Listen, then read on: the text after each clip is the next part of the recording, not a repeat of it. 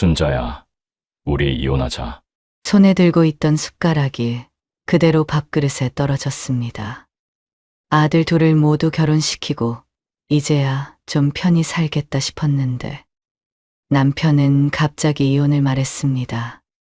이유를 묻자 돌아온 대답은 단 하나였습니다. 지쳤다. 매일 같은 얼굴 보고 사는 게 이제 지겹다는 겁니다. 그 한마디로 34년 결혼 생활이 끝났습니다. 남편은 가진 게 별로 없다고 했습니다. 퇴직금도 친구 사업에 투자했다가 대부분 날렸다며 결국 아파트를 팔아 2억씩 나눠 가졌습니다. 2억. 그게 제 34년 인생의 값이었습니다. 원룸으로 이사하고 나니 생활비 걱정이 밀려왔습니다. 그러다 조카의 권유로 떡볶이 프랜차이즈에 1억 1천만 원을 투자했지만 6개월 만에 폐업하고 말았습니다. 이모가 운영을 못해서 그런 거예요. 다른 가맹점들은 잘만 하는데. 남편에게 버림받고 조카에게 속은 제 자신이 너무도 바보 같았습니다. 남은 돈은 3천만 원뿐이었습니다. 먹고 살기 위해 친구 반찬 가게에서 일하던 중 돈 없다던 남편이 건물을 숨기고 있다는 걸 알게 됐습니다. 저는 재산분할 소송을 걸었지만 결국 한 푼도 받지 못했습니다. 그리고 2년 후 남편은 울면서 저를 찾아왔습니다. 저는 과연 그 남자를 받아줬을까요? 제 이야기 끝까지 들어주시고 여러분의 생각을 댓글로 남겨주세요. 구독과 좋아요는 저에게 큰 힘이 됩니다. 안녕하세요. 저는 60살 박순자입니다. 그날도 평범한 저녁이었어요. 된장찌개에 고등어구이, 나물 반찬 몇 가지. 34년 동안 차려온 저녁상이었죠. 남편은 뉴스를 보며 밥을 먹고 저는 내일 장 볼 것들을 머릿속으로 정리하고 있었습니다. 그런데 남편이 갑자기 수저를 내려놓더니 제 얼굴을 똑바로 쳐다봤어요. 평소와 다른 진지한 표정에 뭔가 불안한 예감이 들었죠. 순자야, 우리 이혼하자. 순간 제가 잘못 들었나 싶었어요. 손에 들고 있던 숟가락이 그대로 밥그릇에 떨어졌습니다. 쨍그랑 소리가 났는데도 정신이 없었죠. 뭐라고요? 되물었지만 남편은 담담했어요. 마치 오래전부터 준비한 말을 꺼내는 것처럼. 이제 각자 살자고. 애들도 다 컸잖아. 아들 둘 다 결혼시키고 손주도 생기고 이제 좀 편하게 노후를 보낼 나이가 됐다고 생각했는데 마른 하늘에 날벼락이 따로 없었어요. 심장이 쿵쿵 뛰기 시작했습니다. 혹시 다른 여자가 생겼나?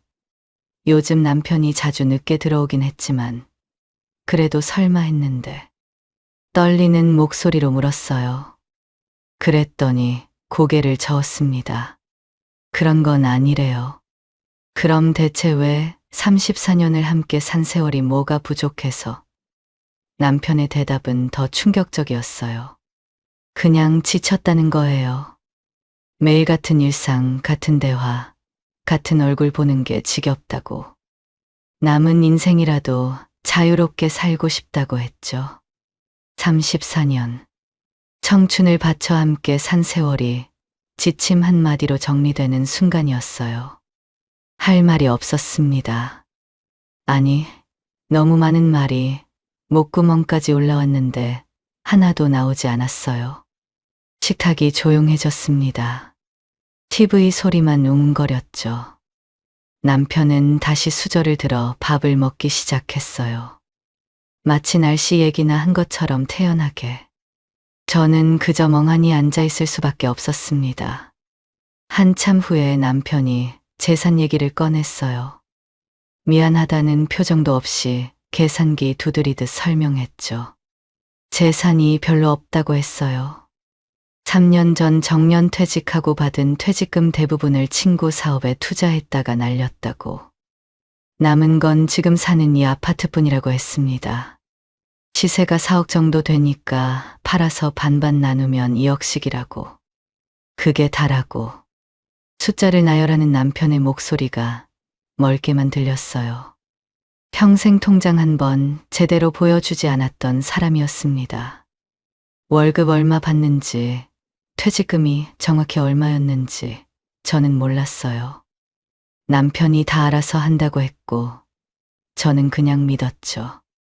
아내니까, 그게 당연하다고 생각했으니까요.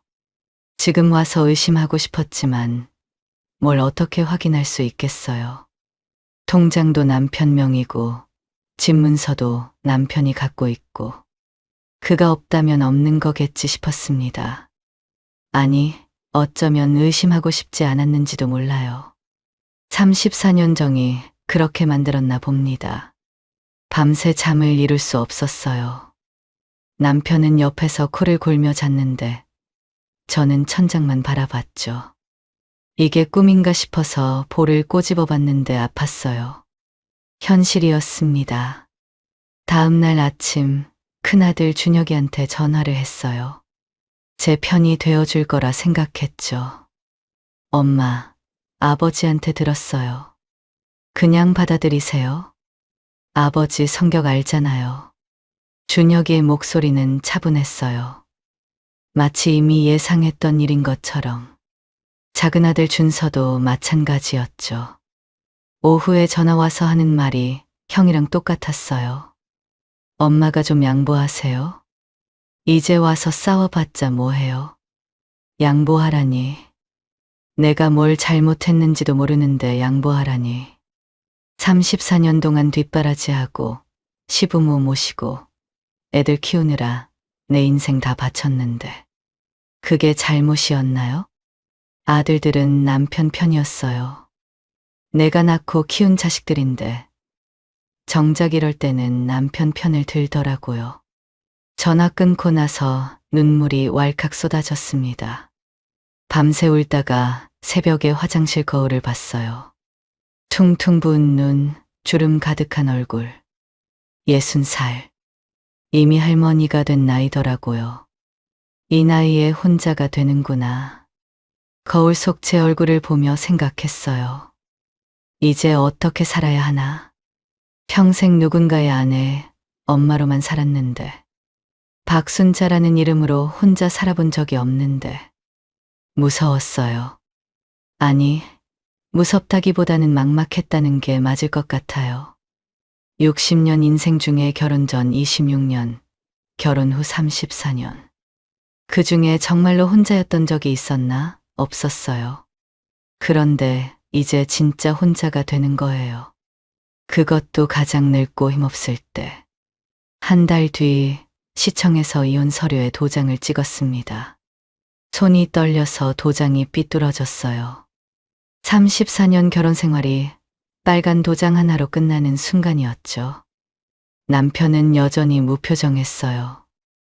마치 사업 계약서에 도장 찍듯이 담담했습니다. 시청을 나오면서 그가 말했어요. 깔끔하게 정리하자. 오늘 중으로 2억 보낼게. 깔끔하게 정리하자. 그 말이 가슴에 비수처럼 박혔어요. 34년이 그렇게 간단히 정리될 일이었나요? 하지만 더는 할 말이 없었습니다. 고개만 끄덕이고 돌아섰죠.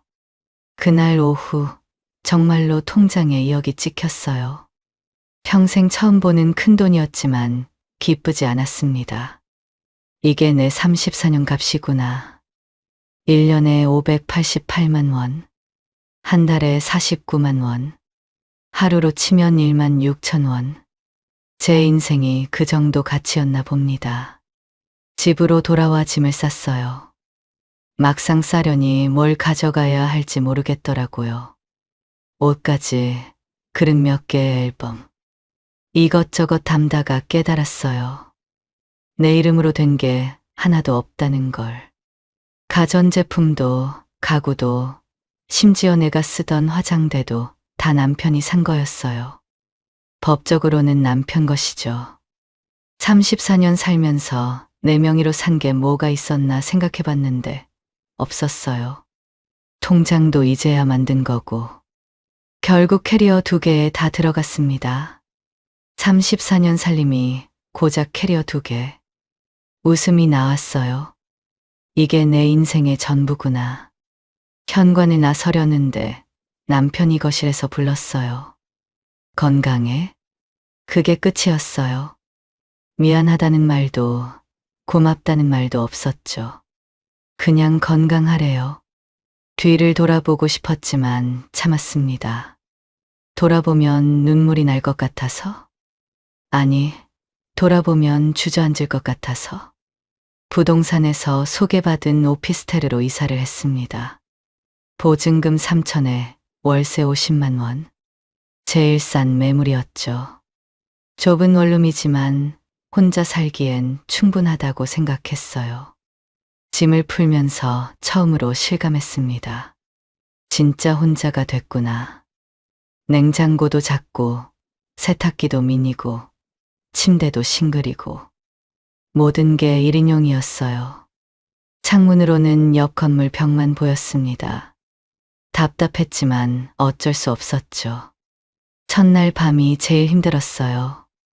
너무 조용해서 무서웠습니다. 34년 동안 옆에는 늘 누군가 있었는데 이제 혼자예요.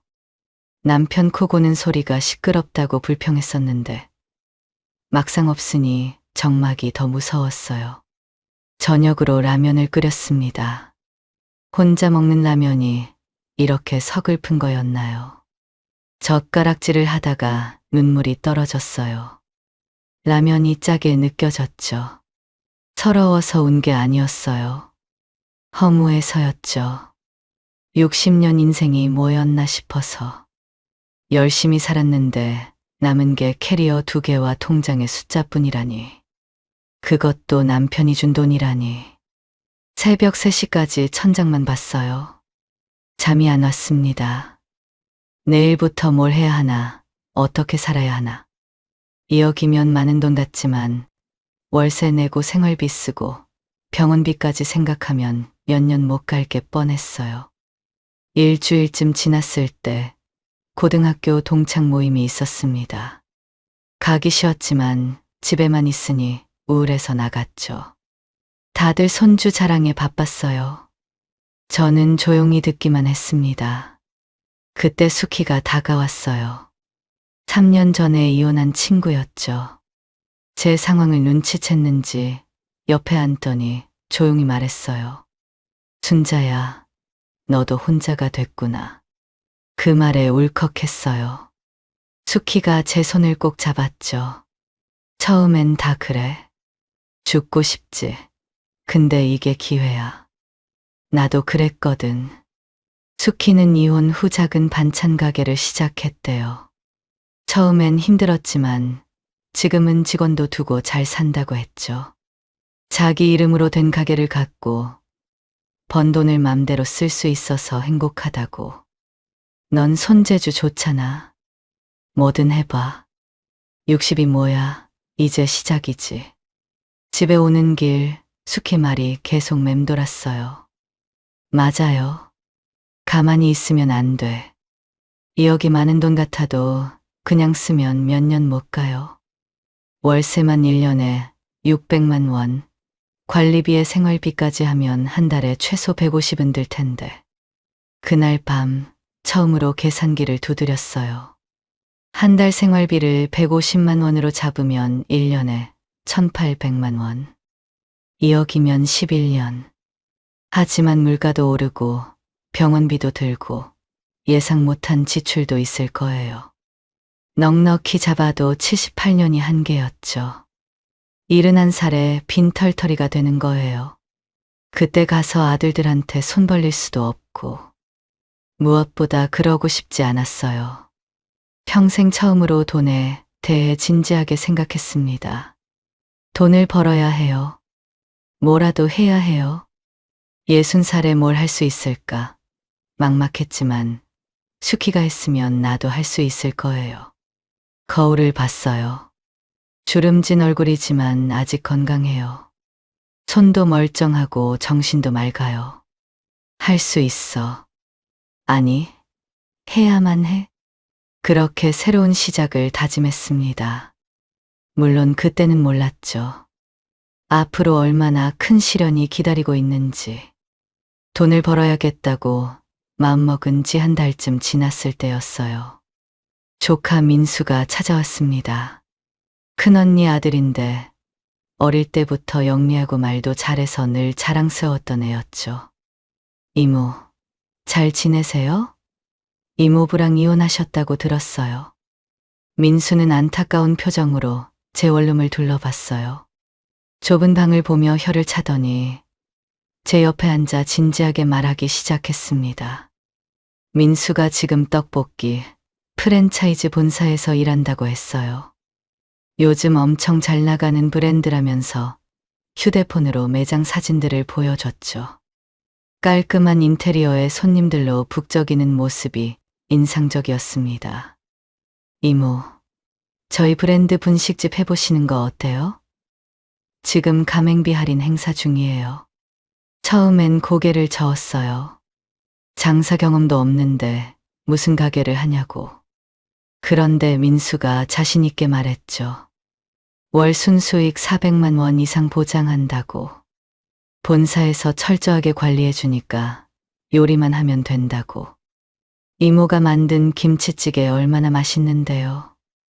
음식 솜씨 있으시잖아요. 저만 믿으세요. 민수가 계산을 해줬어요.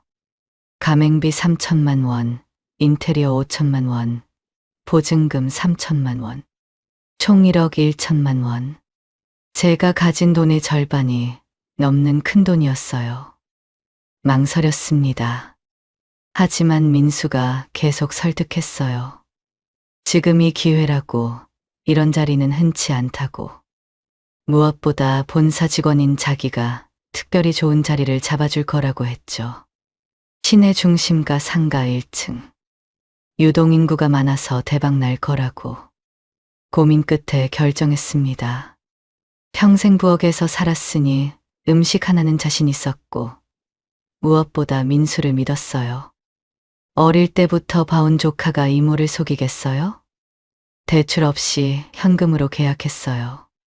통장에서 1억 1천만 원이 빠져나가는 걸 보니 손이 떨렸지만 이게 투자라고 생각했죠. 몇 달만 고생하면 편해질 거라고. 오픈 준비는 정신없었어요. 본사에서 일주일 동안 교육받고 조리법도 배우고 서비스 매뉴얼도 외웠죠. 20대 알바생 2명도 뽑았어요. 젊은 사람들이 일 잘하겠지 싶어서요. 개업날이 왔습니다. 새벽부터 일어나 준비했어요. 빨간 앞치마 두르고 거울을 봤더니 사장님 같더라고요. 가슴이 두근거렸죠. 장사 대박 나세요? 화환이 줄지어 들어왔어요. 민수가 본사 이름으로 큰 걸 보냈고 아들들도 하나씩 보냈더라고요. 동창들도 몇 명 와서 축하해 줬죠. 정말 기분 좋은 날이었습니다. 첫날 장사는 꽤 잘 됐어요. 점심시간엔 줄까지 섰죠. 떡볶이 맛있다는 소리 들을 때마다 어깨가 으쓱했어요. 저녁에 민수가 들렀는데 축하한다며 엄지손가락을 치켜 세웠죠. 역시 이모가 최고예요. 대박 나실 거예요. 저도 그렇게 믿었어요. 열심히 하면 잘 될 거라고. 매일 새벽 6시에 나와서 밤 10시까지 일했지만 힘든 줄 몰랐죠. 내 가게니까요. 그런데 한 달이 지나면서 이상한 점들이 보이기 시작했어요. 점심시간이 지나면 가게가 썰렁했어요. 오후 3시부터 6시까지는 파리만 날렸죠. 저녁에도 생각보다 손님이 없었고요. 하루 매출이 고작 30에서 40만 원 정도였어요. 그때서야 주변을 제대로 살펴봤습니다. 길 건너편에 김밥 천국이 있었고 옆 골목엔 떡볶이 전문점이 또 있었어요. 100m 안에 비슷한 분식집이 3개나 있었던 거예요. 왜 미리 안 봤을까요? 아니, 봤는데도 민수 말만 믿고 무시했던 건가요? 후회가 밀려왔습니다. 월 매출 계산을 해봤어요. 잘 잡아도 1,000만 원. 그런데 월세 250만 원, 알바비 200만 원, 재료비 300만 원, 전기세, 가스비. 계산할수록 답이 안 나왔어요. 매달 200만 원씩 적자였습니다. 본사에 전화했어요. 아직 한 달밖에 안 됐잖아요. 원래 6개월은 버텨야 자리 잡아요. 조금만 더 해보세요. 본사 직원은 매뉴얼처럼 똑같은 말만 반복했어요. 월 순수익 400만 원 보장은 어디 갔냐고 따졌더니 그건 평균적인 얘기고 상권에 따라 다르다고 하더라고요. 민수한테 전화했어요. 처음엔 받더니 바쁘다며 금방 끊었죠. 다시 걸어도 안 받았어요. 문자를 보내도 답이 없었고요. 불안이 엄습했습니다. 뭔가 크게 잘못됐다는 걸 그때야 느꼈어요. 하지만 이미 1억이 넘는 돈을 쏟아부은 뒤였죠. 밤에 가게 문 닫고 혼자 앉아 있으면 막막했어요. 손님 없는 가게에서 하루 종일 서 있는 것도 힘들었지만 통장 잔고가 줄어드는 게 더 무서웠죠. 조금만 더 버티면 나아지겠지. 민수가 그랬잖아. 6개월은 버텨야 한다고. 스스로를 위로하며 또 하루를 시작했어요. 그때만 해도 정말 몰랐습니다. 이게 시작이 아니라 끝의 시작이었다는 걸. 그렇게 6개월을 버텼습니다. 매달 적자가 쌓여갔지만 포기할 수 없었어요. 1억이 넘는 돈을 투자했는데 그냥 접을 순 없잖아요. 언젠가는 나아지겠지. 조금만 더 버티면 되겠지 하면서 하루하루를 견뎠죠. 하지만 현실은 냉정했어요. 6개월 동안 쌓인 적자가 3천만 원. 통장 잔고는 3천만 원까지 떨어졌습니다. 이제 정말 끝이었어요. 폐업을 결심한 날 본사에 전화했더니 위약금 얘기부터 했어요. 계약 기간이 남았다면서요. 더는 힘이 없었습니다. 그냥 모든 걸 포기했어요. 마지막으로 가게 문을 닫는 날이었어요. 정리하다가 주저앉아 울었습니다. 빨간 앞치마를 벗으며 생각했죠. 1억 4천만 원이 6개월 만에 연기처럼 사라졌구나. 내 어리석음이 원망스러웠어요. 왜 제대로 알아보지 않았을까? 왜 민수 말만 믿었을까? 60년을 살면서도 이렇게 속을 수 있구나. 민수를 만나러 갔어요. 본사 건물 앞에서 기다렸다가 퇴근하는 민수를 붙잡았죠. 민수는 당황한 표정이었지만 이내 뻔뻔하게 말했어요. 이모가 운영을 못한 거예요. 다른 가맹점은 잘만 하는데. 피가 거꾸로 솟았어요. 내가 좋은 자리라고 했잖아. 월 400만 원 보장한다고 했잖아. 따지고 싶었지만 말이 나오지 않았습니다. 내 조카가 어릴 때부터 키운 애가 이럴 수 있나. 더는 볼 면목이 없어서 돌아섰어요. 피부치한테 당했다는 게 더 서러웠습니다. 남편한테 버림받고 조카한테 속고 내가 그동안 뭘 믿고 산 걸까요? 이제 남은 돈은 3천만 원. 이 돈으로 죽을 때까지 버텨야 합니다. 일자리를 찾기 시작했어요. 식당, 마트, 편의점. 어디든 좋으니 일하고 싶다고 했죠. 하지만 60살 넘은 할머니를 써주는 곳이 없었어요. 젊은 사람도 일자리 구하기 힘든데 누가 나를 쓰겠어요. 한 달을 헤매다 겨우 찾은 게 새벽 청소 일이었습니다. 오피스 빌딩 화장실 청소. 새벽 4시부터 8시까지 4시간 일하고 5만 원. 첫날 새벽 3시에 일어났어요. 한겨울 새벽 공기가 뼈까지 시렸죠. 버스도 안 다녀서 30분을 걸어갔습니다. 발가락이 얼어서 감각이 없었어요. 빌딩 지하에서 청소복으로 갈아입고 청소 도구를 챙겼어요. 층마다 돌면서 화장실을 닦았죠. 변기 닦고 바닥 닦고 휴지통 비우고. 무릎이 아팠어요. 쪼그려 앉았다 일어서기를 반복하니 관절이 비명을 질렀죠. 하지만 쉴 수 없었습니다. 4시간 안에 15층을 다 돌아야 했으니까요. 한 달 월급 150만 원, 월세 50만 원, 관리비 20만 원, 전기세, 가스비, 통신비. 빼고 나면 70만 원. 그걸로 한 달을 먹고 살아야 했어요. 라면만 먹었습니다. 한 봉지에 1,200원이니까 하루 2끼 먹으면 2,400원. 한 달이면 72,000원. 반찬은 김치 하나. 그렇게 살았어요. 3개월쯤 지났을 때였어요. 15층 화장실을 닦다가 갑자기 눈앞이 캄캄해졌습니다. 다리에 힘이 풀리면서 그대로 쓰러졌죠. 깨어보니 병원이었어요. 과로와 영양실조라고 했습니다. 링거를 맞으며 천장을 봤어요. 이렇게 죽는구나. 60살에 병원 천장 보다가 죽는구나. 그때 수키가 왔어요. 아들이 연락했나 봐요. 수키는 내 손을 잡고 한참을 울었습니다. 순자야, 이게 뭐야? 어떻게 이 지경이 됐어? 사정을 다 얘기했어요. 떡볶이 가게 망한 것, 조카한테 속은 것, 청소 일하다 쓰러진 것까지. 수키는 들으면서 계속 혀를 찼죠. 내일부터 우리 가게 나와.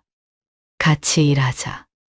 그렇게 수키네 반찬 가게에서 일하게 되었습니다.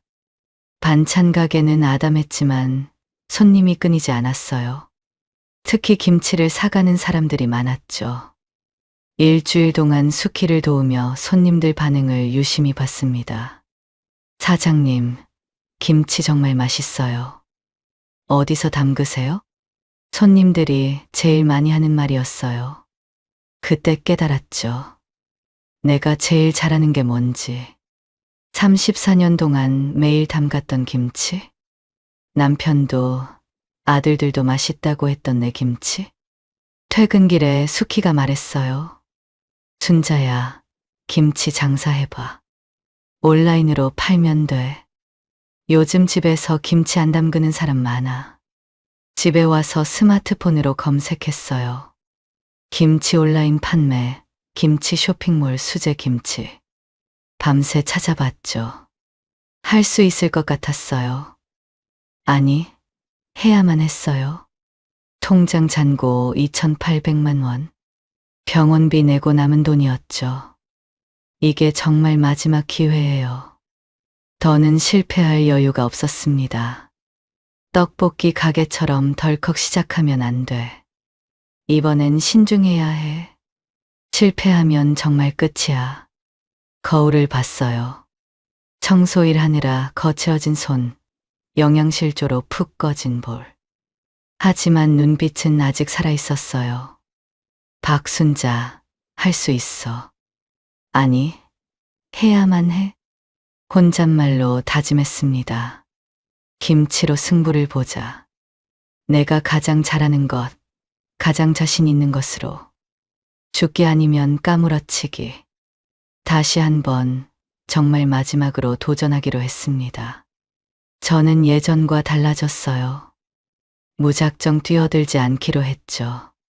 실패가 약이 됐다고 할까요?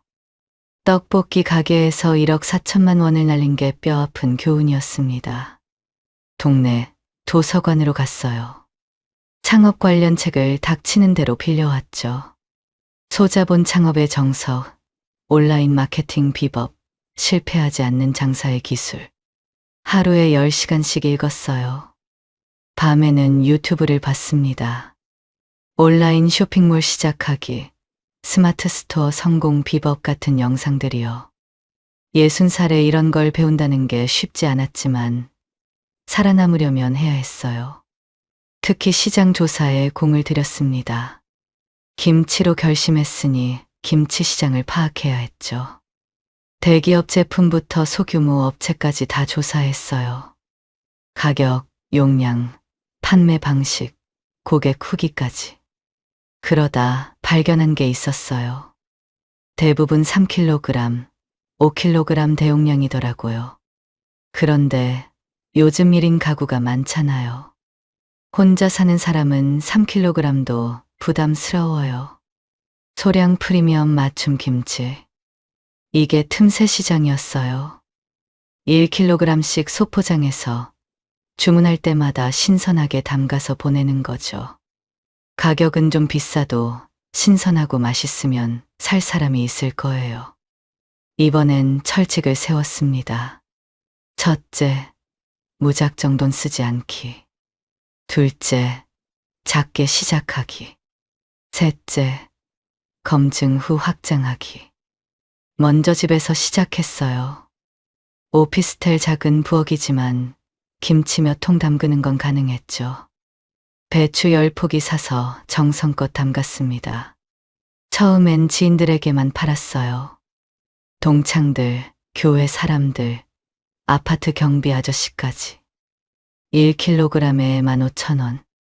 시중 김치보다 비쌌지만 다들 사줬어요. 어머, 순자야, 이거 정말 시판 김치보다 맛있다. 수키가 먹어보고 감탄했어요. 다른 사람들 반응도 좋았죠. 특히 젓갈을 적게 넣고 새우젓만 써서 깔끔하다는 평이 많았어요. 2달 동안 이렇게 테스트했습니다. 주문이 조금씩 늘어서 일주일에 30통, 40통까지 팔게 됐어요. 힘들었지만 손님들 반응 볼 때마다 자신감이 생겼죠. 무엇보다 돈이 안 들었어요. 재료비 빼고는 추가 비용이 없었으니까요. 조금씩이지만 돈이 모였고 레시피도 완성됐어요. 이제 확신이 섰습니다. 된다. 그제야 작업장을 알아봤어요. 큰 곳은 필요 없었어요. 깨끗하고 식품 인허가가 가능한 곳이면 충분했죠. 한 달을 돌아다닌 끝에 찾았습니다. 주택가 반지하 창고. 보증금 500만 원에 월세 40만 원. 좁고 허름했지만 깨끗했어요. 무엇보다 싸니까 좋았죠. 이번엔 설비도 최소한만 들였어요. 중고 업무용 냉장고 2대, 중고 스테인리스 작업대, 절임통 몇 개. 새 것 살 필요 없었어요. 깨끗하게 쓰면 되니까. 식품 영업 인허가 받는데도 신중했어요. 보건소 가서 꼼꼼히 물어보고 서류도 직접 준비했죠. 대행업체 쓰면 비용이 더 들거든요. 총 투자 비용 2천만 원. 떡볶이 가게의 5분의 1도 안 됐어요. 통장에 800만 원이 남았죠. 비상금이에요. 이번엔 여유를 둬야 한다고 배웠으니까. 온라인 판매를 위해 큰며느리 은정이한테 도움을 청했어요. 스마트 스토어 만드는 법을 가르쳐 달라고요. 은정이가 흔쾌히 도와줬죠. 어머니, 상호명은 뭐로 할까요? 고민하다가 순잔의 송김치로 정했어요. 투박하지만 정직한 이름이죠. 은정이가 요거도 만들어줬어요. 김치 담그는 할머니, 그림이 들어간 정겨운 로고였죠. 드디어 정식으로 시작하는 날이 왔습니다. 새벽 4시에 일어나 작업장으로 갔어요. 절인 배추를 씻고 양념을 버무리고 정성껏 김치를 담갔죠. 오후엔 포장했어요. 1kg씩 진공 포장해서 스티로폼 박스에 넣고 아이스팩 넣고 테이프로 꼼꼼히 봉했죠. 저녁엔 택배 발송. 하루가 정신없이 지나갔어요. 첫 달 매출을 정산해 봤어요. 180만 원. 크지 않은 숫자였지만 가슴이 뛰었습니다. 순이익을 계산해 보니 80만 원 정도 남았어요. 흑자였어요. 적은 돈이지만 흑자라는 게 중요했죠. 남의 돈 한 푼 안 빌리고 내 손으로 번 돈이었으니까요. 게다가 이건 시작일 뿐이었어요. 밤에 작업장 불을 끄고 나오면서 하늘을 봤어요. 별이 반짝였죠. 그 별처럼 작지만 반짝이는 희망이 생겼습니다. 이번엔 될 거야. 아니, 되게 만들 거야. 온라인 주문이 안정되자 오프라인으로 눈을 돌렸어요. 낮에는 작업장 근처 음식점들을 돌아다니며 김치 샘플을 나눠줬죠. 작은 식당들은 김치 담그기 번거로워하거든요. 사장님, 저희 김치 한번 써보세요. 손님들 반응 좋으면 정기 납품해드릴게요. 10군데 중 한 군데만 계약해도 성공이었어요. 조금씩 납품처가 늘어났죠. 그러던 어느 날 예전에 살던 아파트 근처를 지나게 됐어요. 34년 살던 곳이라 발길이 자연스럽게 향했죠. 아파트 입구에서 경비 아저씨를 만났는데 반갑게 인사하시더라고요. 아이고, 오랜만이네요. 잘 지내세요? 잠시 담소를 나누다가 아저씨가 무심코 한마디 했어요. 이사 가시면서 건물도 파신 거예요? 순간 귀를 의심했어요. 건물이라니, 무슨 건물을 말하는 거지? 머릿속이 혼란스러웠습니다. 떨리는 목소리로 경비 아저씨께 무슨 건물이냐고 다시 물었어요. 아, 저기 사거리에 있는 4층짜리 상가 건물이요. 남편분 건물인데 모르셨어요. 머리가 하얘졌어요. 심장이 쿵쾅거렸죠. 떨리는 목소리로 물었어요. 언제부터 있었냐고. 아저씨는 10년도 넘었다고, 남편이 새 받으러 매달 왔다고 했어요. 그 길로 등기소로 뛰어갔습니다. 등기부등본을 떼어보니 진짜였어요. 남편 명의 상가 건물. 취득일자는 15년 전. 시세를 알아보니 10억이 넘었어요. 손이 부들부들 떨렸습니다. 분노인지 배신감인지 모를 감정이 폭발했어요. 등기부등본을 쥔 채 그 자리에 주저앉고 말았죠. 이혼할 때 남은 재산이 아파트뿐이라고 했잖아요. 사업 실패해서 돈이 없다고 했잖아요.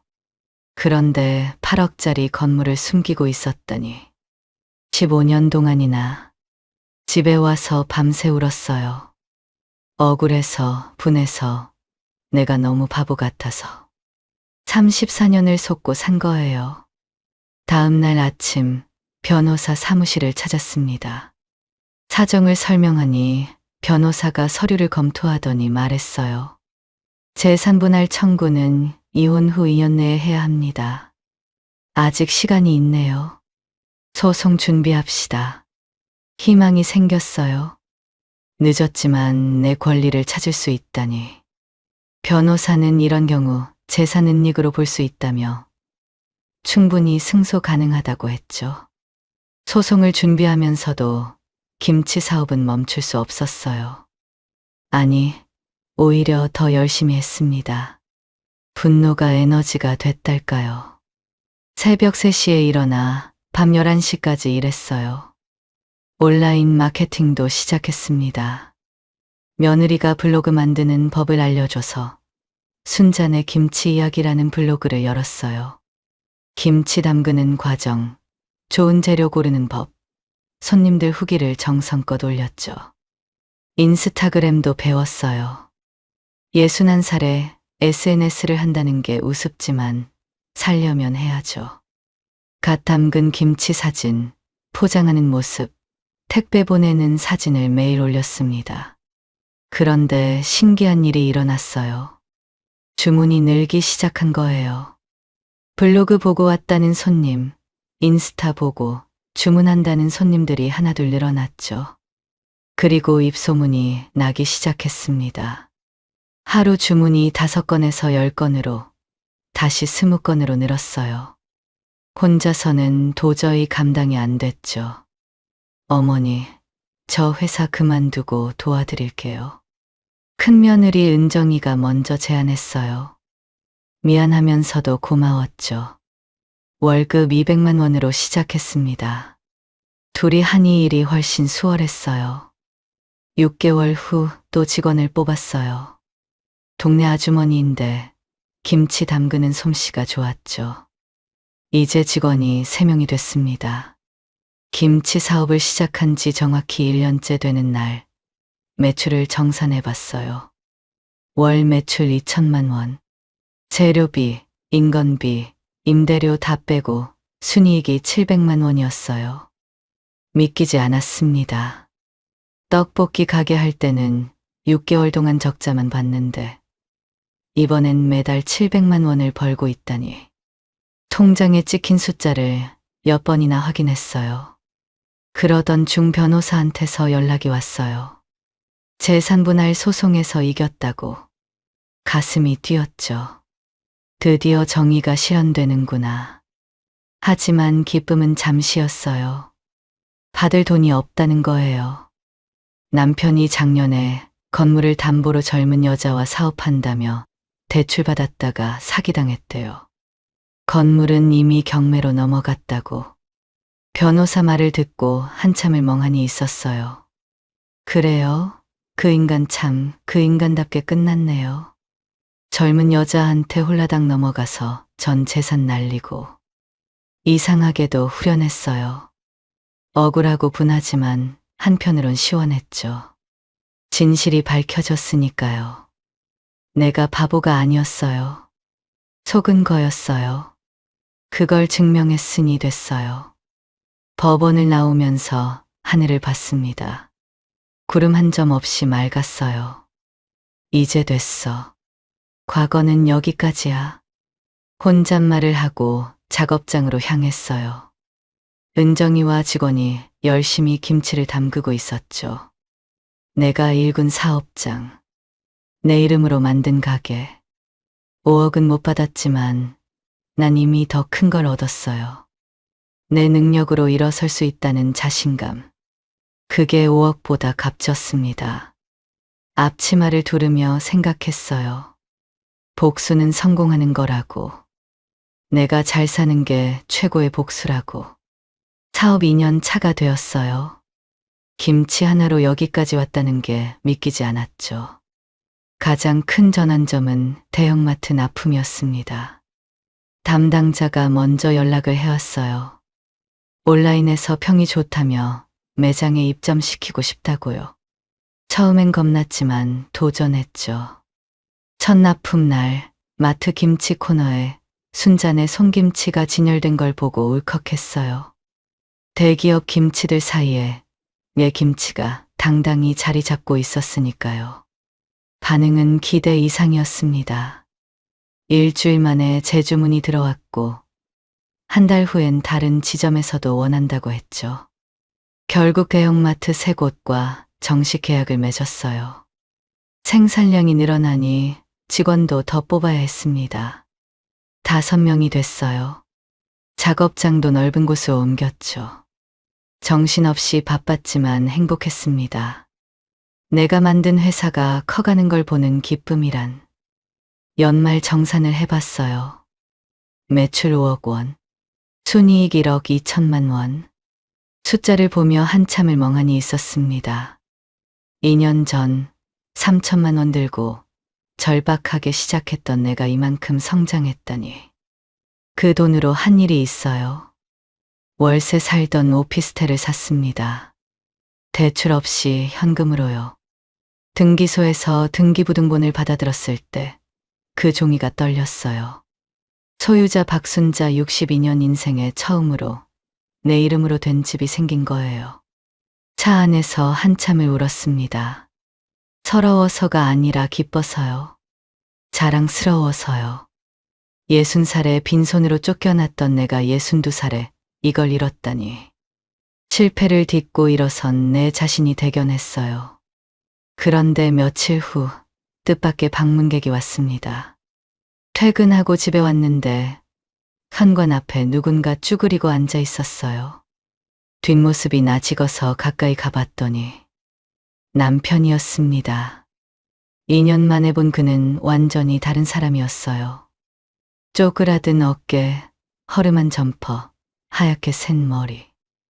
예전에 당당했던 모습은 온데간데 없었죠. 순자야. 간신히 제 이름을 부르는 목소리가 떨렸어요. 뭐라 말해야 할지 몰라서 잠시 서 있었습니다. 집 안으로 들였어요. 마시던 보리차를 한 잔 따라줬죠. 그가 컵을 들 때 손이 떨리는 게 보였습니다. 순자야, 나 좀 도와줘. 예상했던 말이었어요. 아들한테 들어서 알고 있었죠. 사기당하고 빈털터리가 됐다고.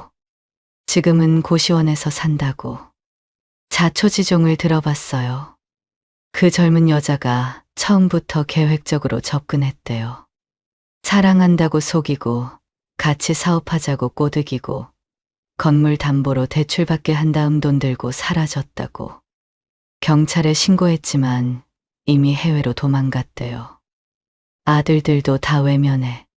자업자득이라고. 그의 목소리가 점점 작아졌어요. 그리고는 고개를 깊이 숙였죠. 내가 잘못했어. 순자야, 용서해줘. 63살 남자가 구부정하게 앉아 용서를 구하는 모습. 복잡한 감정이 밀려왔어요. 분노, 연민, 허탈함, 씁쓸함. 34년을 함께한 사람이 저렇게 됐다니. 하지만 동정심에 흔들릴 수는 없었어요. 내가 얼마나 힘들게 여기까지 왔는데. 그가 날 버렸을 때 난 혼자 일어섰어요. 이제 와서 기댈 곳이 됐다고 찾아오면 안 되죠. 서랍 속에 있는 봉투를 꺼냈어요. 200만 원. 내일 거래처에 줄 돈이었죠. 이건 34년 정리하는 돈이에요. 다시는 찾아오지 마세요. 봉투를 건네며 일어섰어요. 그가 봉투를 받으며 울기 시작했습니다. 처음 보는 그의 눈물이었어요. 문까지 배웅하고 돌아섰는데 등 뒤에서 흐느끼는 소리가 들렸어요. 문을 닫고 현관에 기대섰습니다. 가슴이 먹먹했어요. 미워도 미워할 수 없는 사람. 34년의 세월이 그렇게 만들었나 봐요.